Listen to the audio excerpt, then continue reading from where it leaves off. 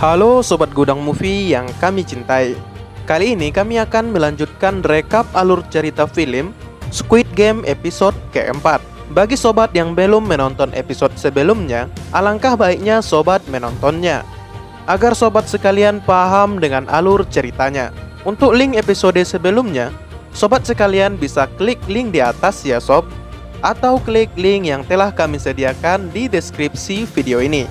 Pada episode sebelumnya, para peserta sudah melewati game membuat gulali menyerupai bentuk yang telah ditentukan oleh panitia. Di dalam game ini, hampir setengah dari pemain telah dieliminasi dan ditembak hingga mati.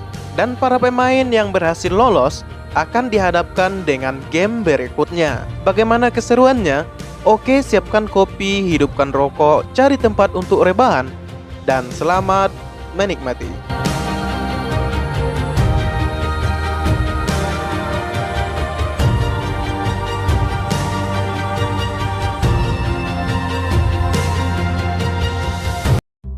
Pada episode kali ini, kita diperlihatkan para peserta pemain yang berhasil menyelesaikan permainan sebelumnya.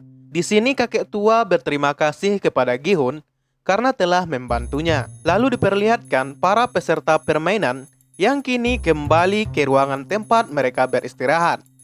Sang-woo dan Ali tampak bahagia setelah bertemu dengan Gi-hun dan kakek tua. Di sini mereka saling mencemaskan satu sama lain. Kemudian, papan pengumuman memberitahukan bahwa 79 peserta telah gugur di game sebelumnya. Dan terlihat beberapa uang yang kembali bertambah dikarenakan jika ada peserta yang gugur, maka beberapa uang akan bertambah. Dan film Squid Game episode keempat pun dimulai.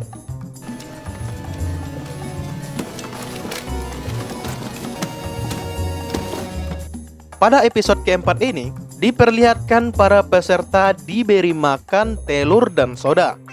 Doksu yang merasa masih lapar, mengajak anggotanya untuk meminta makanan lagi. Hal ini pun menyebabkan beberapa peserta tidak kebagian makanan. Peserta yang tak kebagian makanan pun memprotes kepada petugas yang ada di sana. Akan tetapi petugas di sana malah mengancam akan menembaknya. Kemudian salah satu seorang peserta mengatakan bahwa kelompok Doksu yang mengambil jatah makanan mereka. Peserta itu pun mendatangi Doksu dan meminta makanan dikembalikan. Dan terjadilah sebuah perkelahian di antara keduanya. Doksu yang dulunya anggota gangster pastinya akan lebih diunggulkan. Dan benar saja Doksu menghabisi lawannya hanya dengan pukulan saja.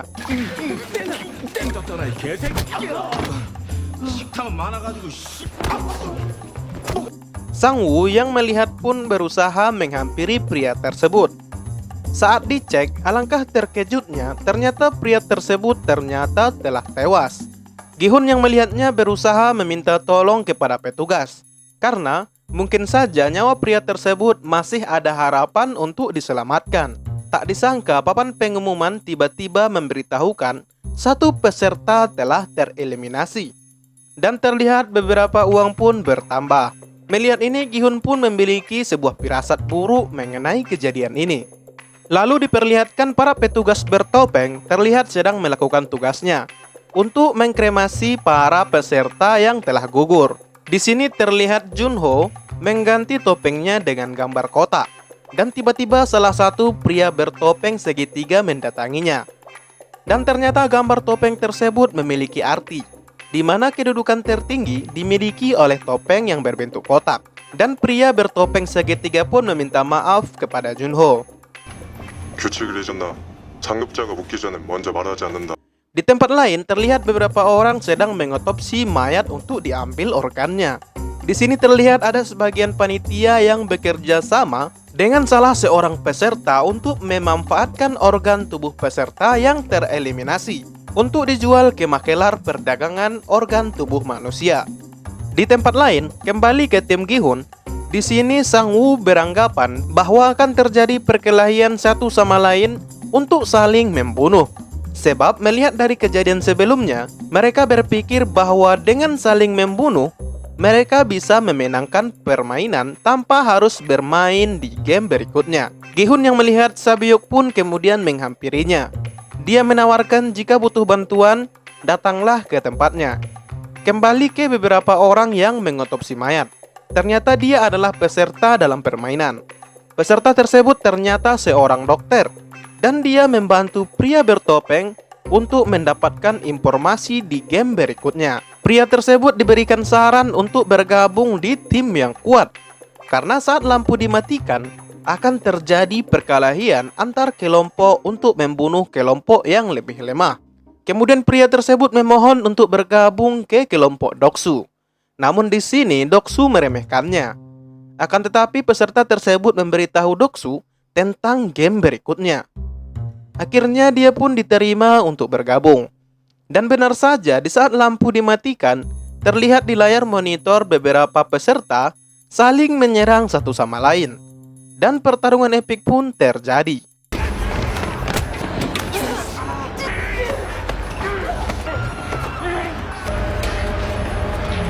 Tak berselang lama, kakek tua berteriak meminta tolong dan meminta kepada peserta lain untuk tidak saling menyerang lagi. Bos permainan yang melihat keadaan sudah tidak terkendali, akhirnya ia menghidupkan lampu di ruangan tersebut, dan beberapa pria bertopeng datang untuk meredakan suasana.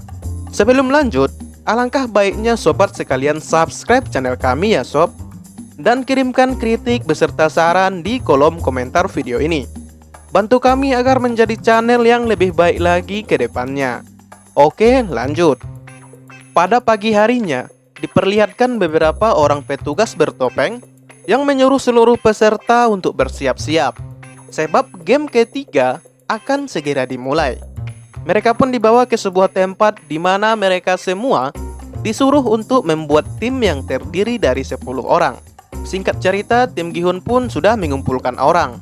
Namun mereka hanya berjumlah 9 orang saja. Sedangkan persyaratannya mereka harus membuat tim sebanyak 10 orang agar tidak dieliminasi. Di tempat lain diperlihatkan Ryung yang dikhianati oleh Doksu. Ternyata Doksu tidak mengajak Ryung bergabung ke dalam timnya, karena ia tahu bahwa di game berikutnya membutuhkan orang-orang yang kuat. Sedangkan Ryung hanya seorang gadis yang sangat lemah. Doksu kemudian memukul Ryung dan menyuruhnya pergi dari timnya. Akhirnya Ryung bergabung dengan tim Gi-hun. Di sini tim Gi-hun pun mau tak mau harus menerima Ryung di dalam tim mereka, karena mereka kekurangan 1 orang dan waktu untuk mengumpulkan tim hampir habis. Kemudian para peserta pun dibawa ke sebuah tempat yang terlihat asing bagi mereka. Pria bertopeng pun menjelaskan bahwa permainan kali ini adalah tarik tambang. Namun ini bukan tarik tambang biasa. Peserta yang kalah akan jatuh dari ketinggian beberapa ratus meter, dan dapat dipastikan yang jatuh akan tewas seketika. Setelah menjelaskan, pengundian pun dimulai. Pengundian pertama adalah tim Doksu, dan yang akan menjadi lawan mereka adalah tim 7. Sepertinya tim 7 ini terdiri dari orang-orang yang sudah tua. Mereka kemudian dibawa panitia bertopeng untuk naik ke atas. Setelah bersiap-siap, panitia bertopeng pun memulai permainan. Doksu yang memiliki anggota terdiri dari pria-pria kuat, jelas hal ini menguntungkan timnya. Dan benar saja Doksu pun memenangkan pertandingan dengan mudah.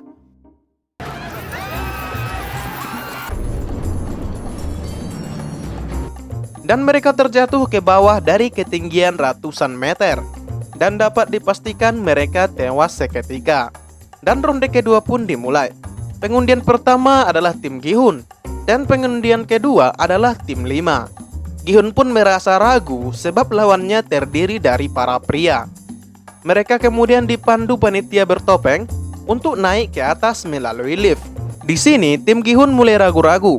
Mereka tak yakin akan bisa memenangkan game tersebut.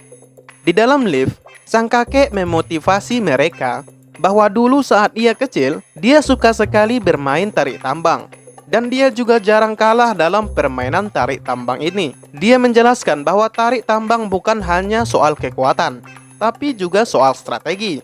Sang kakek bercerita, dulu waktu masih muda, dia melakukan tarik tambang dengan lawan layaknya seorang atlet, yang tentu membuat tim lawan akan diuntungkan. Namun kakek mengatakan dia berhasil memenangkan pertandingan karena strategi yang dimilikinya. Kakek mengatakan bahwa peserta paling depan berperan penting untuk memenangkan permainan. Sebab jika dia ragu, maka mental musuh akan kuat. Kakek mengatakan, di 10 detik awal, mereka harus menahan dengan menjatuhkan badan mereka. Dengan begini musuh akan merasa lawannya kuat. Benar saja, salah satu musuh pun terpeleset. Tentu hal ini dimanfaatkan tim Gi-hun untuk menarik talinya.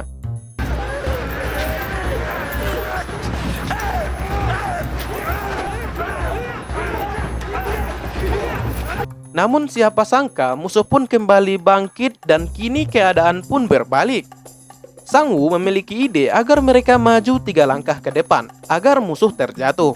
Dan mereka bisa memanfaatkan situasi itu untuk menarik tali dengan sekuat tenaga. Namun tentu hal ini sangat berisiko sekali. Salah sedikit nyawa mereka bisa melayang.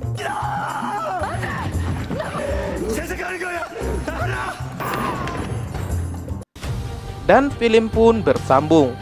Untuk episode selanjutnya, sobat sekalian bisa mengklik link di atas ya sob, atau klik link yang telah kami sediakan di deskripsi video ini. Akhir kata, assalamualaikum dan sampai jumpa lagi.